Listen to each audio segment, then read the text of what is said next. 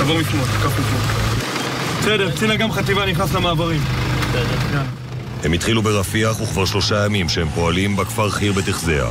זאת אומרת, המגדל מים שם ואת המסגד, זה חיר בתחזיה. מהבית, קו בתים הראשון, חופרים, 500 מטר הם בתוך הארץ. צוות קרב שמורכב מגבעתי, צנחנים, שריון והנדסה. הם כבר בתוך החיר ומתארים מכיני מחבלים. אני יכול להגיד לכם שהיה מההתחלה הרבה מגע, כמעט כל בית, או עם מטענים או עם ממלח. רוב המחבלים ברחו, אבל השאירו גם ממלח, גם מטענים, בכמויות. היו לכם מנהרות באזור? אנחנו מתעסקים מההתחלה ועד עכשיו, אנחנו מתעסקים כבר ב3 מנהרות. יוצאים לכם מחבלים מתחת לקרקע? זה הרוג שלנו. הוא מקום כזה פתוח, סרקו אותו ממנהרות, גנבים מודיעין, עברו אותו, יצא מחבל מאחורה, זיהו אותו, דפקו בו כדור, דפקו בו צרור, הוא התפוצץ, חייל שנהרג היה 5-6 מטרים ממנו, קיבל את כל העדף, הוא נהרג. כנס פה את הפרצים. מתחילת התמרון, בפנים. יוצאים החוצה, כמו שאתם רואים, טנקים מרעננים אותם, מתחזיקים אותם. וכשהם יוצאים החוצה הם יכולים לדבר עם הבית? מפקדים נותנים להם איזה שיחה או שניים מהבית. אתה מדבר עם הבית? אני יוצא לי לדבר. לא פשוט, שבת רביעית. מה יש בבית? אישה ו2 ילדים. היום בדיוק, הילד סיים שנה ראשונה בגן, הייתה מסיבת סיום. עכשיו אני אומר אותך, עכשיו אנחנו ניכנס לאיזה אירוע של 101, תבין מה זה, המח"ט שם כבר לפגוש, תמצא לכאן. רגע, עדיין בהתקלות שם, עדיין שומע את הירי של הקלט. כן? עדיין בגלל זה מתעכבים. תן לי רגע את הדלת. הדלת? טוב, הצלחה אחי. תודה גבר. חטיבה כולה נעה בנגמשי אכזרית, נגמשים ממוגנים. תמיד שמכניסים פה בין 10 ל-12 לוחמים, מאוד מאוד צפוף, עכשיו זה טאפ. יאללה, בוא ניכנס. השטח רווי בנשק נ"ט ובצלפים, הראש רק מציץ החוצה.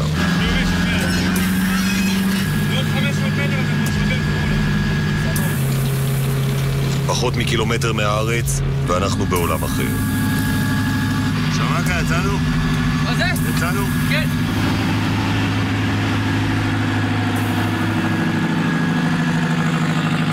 אשתי שולחת לי תמונות של הילדים שלי בבריכה. שככה היו כל המלחמות שלנו, שהם יישארו בבריכה. שהם יישארו בבריכה. בוא. מה העניינים חבר'ה? תהיו ערניים, שלא ייכנסו פה מחבלים לטעות. עופר וינטר המח"ט כבר יותר מ-20 שנה נלחם בעזה. פה אנחנו עדיין מתארים. אנחנו מכניסים אתכם ללב האירוע. עכשיו הרגנו פה 6 מחבלים. תסתכלו על זה, פתחנו פס ממלכודים, ובוא תראה את ואז מכאן אפשר להתחיל להיכנס פנימה. אחד קוד אפור. שנייה, חכו רגע. כשאמרתי לך שחיר בתחזיה נראית אחרת, לזה התכוונתי. ראית אותו? אוקיי. היה פעם מסגד. כל מקום שאנחנו נתקלים באמל"ח, בחומרי חבלה וזה, הופ. ההרס אדיר, 13,000 איש חיו כאן, רובם נמלטו אחרי ההתקפה הראשונה. החיילים מספרים שהרבה מהבניינים פשוט התפוצצו כשירו עליהם. זה היה המרכז של חיר בתחזיה, ככה הוא נראה עכשיו אחרי שצה"ל תמרן לכאן. זה אחד המקומות היחידים ברצועה שהתמרון של צה"ל מגיע אל עומק השטח הבנוי. בשאר המקומות, צריך לומר, ברוב המקומות נמצא צה"ל רק בפאתי השטח הבנוי, כמה שורות ראשונות של בתים, ועדיין לא חודר לעומק.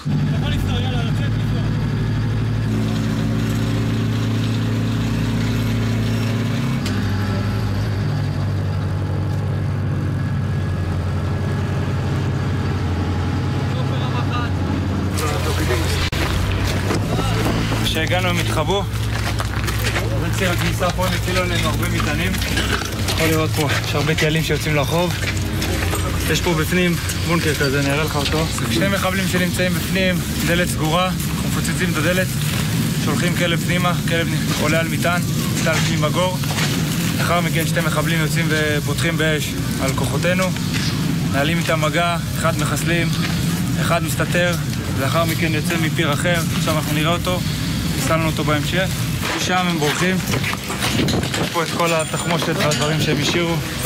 טכניקות של RPG, מחסניות, היה פה גם גלאץ' והמשגיר עצמו, רימונים, ציוד ביתי.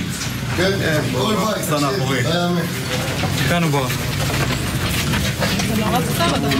וזה אני מבין, זה משהו שאתם פוגשים כל הזמן. כל הזמן, כל מקום. מפה הם פשוט יוצאים לך לתוך האדמה.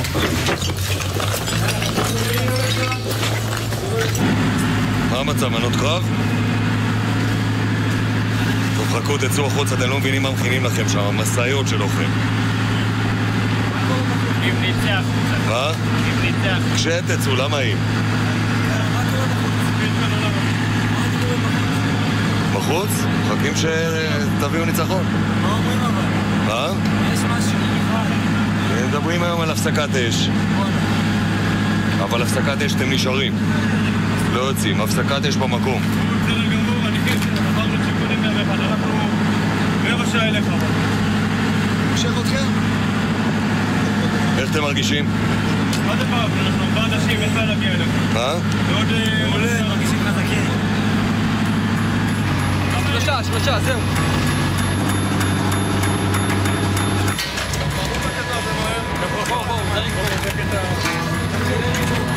זה נראה כמו בית רגיל של משפחה, זה למעשה מוצב לחימה שהיה רבוי בנשק ובמטענים.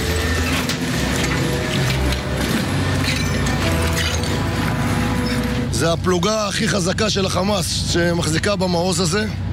המון תשתית לחימה. אין בית שאין בו רוע, כמעט. פשוט מדהים. כל בית, אנחנו נעבור פה, כל הבתים האלה, בתים עם אמצעי חבלה. הבית הזה פה זה בונקר וחמ"ל של החמאס. בסך הכל אני יכול להגיד על הפעולה הזאת שאנחנו עושים אותה ביד רמה. פגענו פה בעשרות מחבלים. אפשר לראות, גם פה בחצר יש פה גופות של מחבלים והמון אמצעי לחימה, וכרגע נגענו כבר במספר תשתיות מינור. בוא מכאן. מכאן. תשמע, אני איבדתי את הדרך, בפעם הקודמת עברתי בין בתים. זה היה נראה אחרת, כן. ניקית פה. מה? הוא ניקה פה את ה... גם נראה לך הרבה יותר טוב. מג"ד של הצנחנים מגיע אלינו מיד אחרי התקלות שבה הרג 6 מחבלים. כרגע החבר'ה חדורי מוטיבציה, מאוד נעולים, מאוד חזקים, מאוד... כן, לא במצב רוח של לגמור ולחזור? גם אם צריך להמשיך? ממש לא. אנחנו לא חושבים לחזור. 8 שבתות זה התחלה, זה בסדר. זה יכול להיות התחלה. אנחנו לא עושים את החשבונות האלה. מקבלים כל הלאה את המשימה הלאה וממשיכים. בימים האחרונים מפקדי צה"ל מפעילים עוצמת אש אדירה בכל מקום לצמצם ככל האפשר את הסיכון לחיילים, ועדיין המחבלים מצליחים פה ושם להפתיע מתוך המנהרות. יש כאן פיר של מנהרה. זה הפיר, תראה. זה עושה כאילו עם בטון. המנהרה הזאת ממשיכה ככה. נכנסו אליה אתמול 25 מטר פנימה. ממשיכה בכיוון הזה. שוברת ימינה. תגיד ידידי. שוברת שמאלה. מתיישרת בזווית ימנית באזימוט 70 לכיוון הארץ. אותו רוחב. נפתחת מימין לחדר לחימה. ושם עצרנו כי יש שם שקים שנראים כמו או חול או מטענים. נכנסת פנימה? לא אני, נכנסו חבר'ה של יהלום, לוחמים שזה הייעוד שלהם, מחילת סמור. אמרתי לך, זה מסתעף, זה כמו רחוב ראשי שמתחברים אליו סמטאות ורחובות משנה. אז זו סמטה. זה יציאה של סמטה, בדיוק, זה סמטה. מפה מתחברים לפיר, העסק הזה מרושת כאן.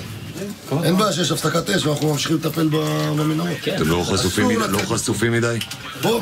לא, אם אתה בהפסקת אש ואתה נשאר פה. שום דבר, כלום. אתה לא יכול לתמרן בהפסקת אש, אתה נייח.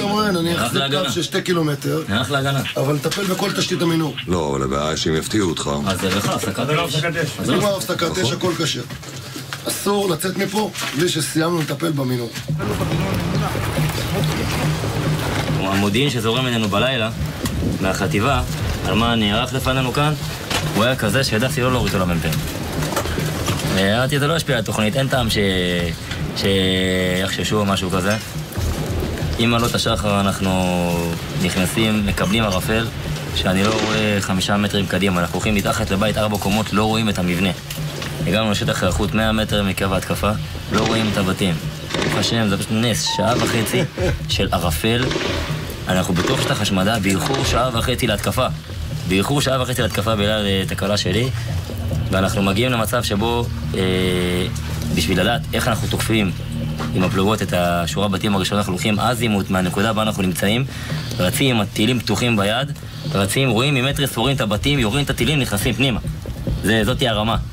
אם לא היה את הערפל הזה, זה היה מתחיל מאוד קשה. בדרך כלל בדברים כאלה במלחמה, שאתה מתחיל לקום, קשה מאוד ליישר את זה. ברוך השם, זה היה ממש נס. מישהו שומר. מה? מישהו שומר עליך. עמוד ענן, אתה רואה? ממש עמוד ענן. אל תתבלבל. אבל הלילה אחרי שיצאנו, ניסו המחבלים לחטוף להם חייל. 2 לוחמי הנדסה נהרגו כשסיכלו את ניסיון החטיפה. עכשיו אנחנו נמצאים מול ניר עוז, ופה זה אחד המעוזים שעשו גם לכוחות ההגנה וגם ליישובים פה חיים מאוד מאוד קשים. מצאנו פה מתחמי שיגורים בתוכו של משגרים, של ירי רקטות, המון אמל"ח. טוב, מצאנו כאן 2 משגרים בחי"ר בתחזיה, מחוברים עם תיל דו-גידי להפעלה מרחוק. זה מתחבר כנראה לעוד מחסן רקטות, ואנחנו תכף נהפוך פה את המקום ונמצא אותם. כשאתם גומרים את המבצע הזה, ניר עוז יכולים ללכת לישון בשקט או שיקשיבו עדיין הרצפה לשמוע הם חופרים? אני חושב שמכאן הם ישנו בשקט. אני לא בטוח שההכרעה פה במלחימה הזאת היא רק על ידי מציאת כל הפירים, אלא הפלסטינאים צריכים להבין שזה לא משתלם. ואתם מצליחים להעביר להם את המסר הזה? אני חושב שהמסר, כשיחזרו לכאן אנשי חי"ר בתחזיה ויבינו מה קרה כאן, וכל המחבלים עם המון רעש וצלצולים, צריך להגיד, עם ישראל שלא יפחד, אנחנו פה ועושים את העבודה, נלחמים בכל הכוח והם בורחים. צריך להגיד, הם פשוט בורחים. אז בלי להשתחצן חס וחלילה, אבל צריך להבין שצה"ל חזק.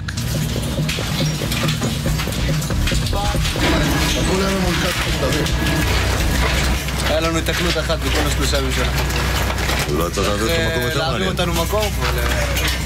הם הראשונים אבל שנכנסו ללחימה פה אמיתית. מה זה הרעל הזה? אתה צעיר? מה הרעל הזה? אתה צעיר? לא קשור לצעיר, אני לעוד. הם עושים לנו את המוות כבר כמה שנים, מה קרה? צריך להחזיר להם, יש להם מנה אחת מתחת לבזון. איפה היית כשנכנסנו? איפה הייתי? הייתי עם הכוח בחוץ שחטף את ה-RPG עם 2 פצועים. היה מסביבנו אש מכל הכיוונים, לא זיהינו כל כך מאיפה. היה פה בלגן שלם. אתה מכיר את עזה טוב, אולי יותר טוב מכל המח"טים שפועלים פה, אתה כבר הרבה שנים. זה ישנה מהותית את הסיטואציה מולם, או שזה עוד סיבוב ואנחנו נתחיל את הספירה לסיבוב הבא? אני חושב שהמדיניות שלנו, ואני לא קובע מדיניות, אני רק מבצע אותה, אבל צריכה להיות, יש לנו זמן. אנחנו נעבור פה כן צרעות, אחד אחרי השני, ונתאר אותם. ואחרי שתיגמר הלחימה הזאת, גם לפלסטינאים יהיה ברור שזה לא שווה. עוצרים אותך עכשיו, יש לך עוד עבודה? אם עוצרים אותי עכשיו? כן. אני מקווה שלא יעצרו אותי עכשיו. יש לי עוד הרבה מה לעשות כאן, ויש לי עוד הרבה מה לעשות שם. התחושה של החיילים כאן היא שיש להם עוד מה לעשות, שהמשימה עוד לא הושלמה, שיש עוד מנהרות לטפל בהם, ואולי גם להמשיך הלאה אם יהיה צורך. מבחינת הכוחות כאן, יש תחושה שלא מיצו לחלוטין עוד את המבצע הזה, אפשר עוד להמשיך פנימה ולפגוע פגיעה קשה יותר בחמאס. גם בסריקות המשניות אנחנו מזהים חבר'ה שיוצאים עלינו מתוך פירים שהם כבר התחבאו בהם לאחרי 24 שעות, 48. עדיין השטח פה רווי אתה לא נכנס, ועדיין יוצאים. אתה לא מוריד אותך. לא יורדים לתוך הפירים, חוצצים אותם עליהם, אין סיבה. מספר הנפגעים שלנו ויחס הנפגעים הרבה יותר גבוה מעופרת יצוקה. זה לא מלחמה על אפס. הפלסטינאים הכינו את עצמם במשך שנים לאירוע הזה. אבל צריך להגיד, נוכל להם, ואנחנו מסוגלים לדבר הזה, ועובדה שאפשר, אני לא רוצה לפתוח, אתה יודע, בלי עין רע, כן? אבל ברוך השם, חטיבת גבעתי, אנחנו תוקפים פה לא פחות. צריך לדעת לתפוס מהמקום הנכון. לראש הממשלה יצא לי להגיד, אמרתי לו, תקשיב, יש 2 סוגי בעלי חיים ארסיים במדינת ישראל. עקרב ונחש. נחש אתה תופס מהראש. עקרב, אם תתפוס אותו מהראש, תחטוף עקיצה. חוכמה לדעת איפה לתפוס אותו. פה אני חושב שתפסנו אותם במקום הנכון. יותר טוב? כמה אתם כבר שבוע בפנים או שהתרעננתם באמצע? הלילה התרעננות. אנחנו פה נחכה לבוזים. אז דיברתם עם הבית? בבית, עם ההורים. לחוצים עליכם? מאוד. עכשיו רואים איתנו כמעט 5, 6. וואלה, אז תגידו למשהו, שיראו מחר בטלוויזיה. כן. באמת? כן. נגד פרוק? אוהב אותך. נגד פרוק? מספר 1, תמיד דואגת, תמיד יודעת מה להגיד, מחזקת. גם אבא, משפחה יקרה, אני אוהב אתכם, שומרים עליכם טוב, ממש טוב פה, שתהיו חזקים. ממש פה טוב, פה היה קטע פחות משכנע בכל מה שאמרת. אני הולך לדש כאילו בערך. כמה זמן בארץ? לפני 3 שנים. 3 שנים? כן. אני גאה לעצמי מה שאני עושה. בסדר. מה, כאילו התנדבת על צנחנים? כן. כי לא הבנת מה זה, עזוב. אני גם אוהב את המשפחה שלי. שעה שמפקד האוגדה תכניסו... אני ועמי התווכחנו שעה, 10 דקות בערך, על יום חמישי או שישי. לא. לא הבנו את זה. כולם. בלילה אני רואה שזה יום שישי. בלילה אני דודס, מה קורה? לא ידענו יום שישי או חמישי. אז מה חסר לכם? היה לקידוש? עכשיו הרגנו 6 מחבלים. לא מצא שום פצוע פה. אין אף משפחה פה, בסדר? יש פה רק מלוכלכים.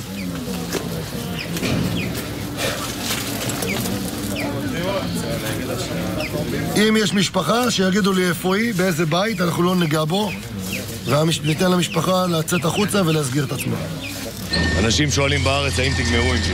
בסיפור שלנו. אפשר לגמור אותו? הכל אפשר. כל עניין של זמן ורצון. קודם כל רצון, אחרי זה זמן. זה לא מלחמה פשוטה.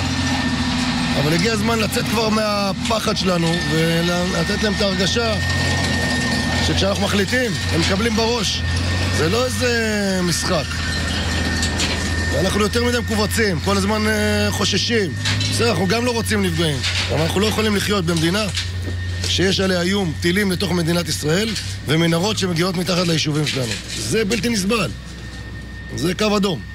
ולכן אני חושב שהפעולה הזאת היא בלתי...